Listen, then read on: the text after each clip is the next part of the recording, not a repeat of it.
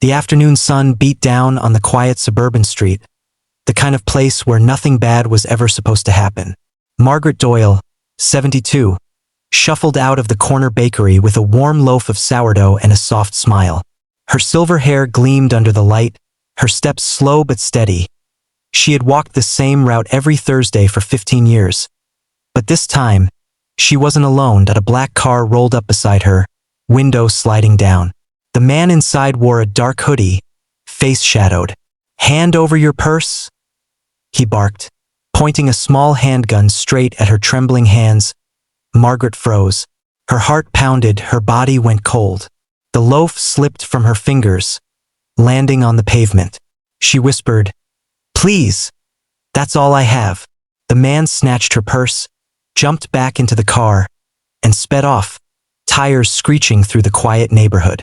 Margaret fell to her knees, shaking, not from the loss of money, but from the shock that kindness could be met with cruelty so suddenly. But fate had witnesses. A few blocks away, two bikers, Eli and Mason, were fueling up their Harley-Davidsons at a roadside cafe. They'd just come back from a charity ride supporting veterans' families. When the trembling old woman stumbled past them, clutching her chest and sobbing, Eli's instincts kicked in. "Hey, what happened, ma'am?" he asked, stepping off his bike. She could barely speak, pointing down the road. He took everything." Eli exchanged a look with Mason. No words needed. Engines roared to life, tires spun, and within seconds the two men were tearing down the street in pursuit. The black car wasn't far.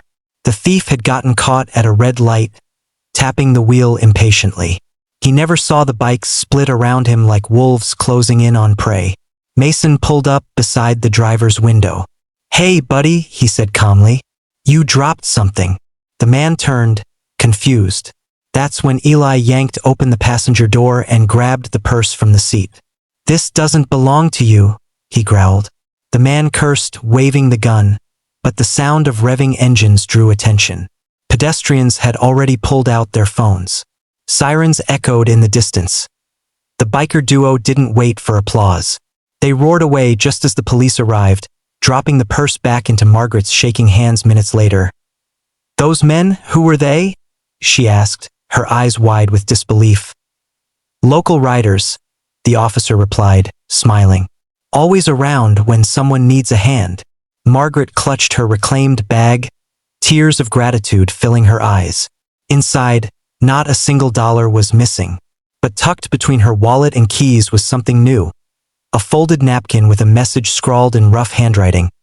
"Evil wins only when good men stay still. Stay strong, ma'am." As she looked up, two distant figures on bikes disappeared into the horizon, engines echoing like thunder across the fading day. And for the first time since the robbery, Margaret smiled. Not because she got her purse back, but because kindness, it seemed, still traveled faster than fear.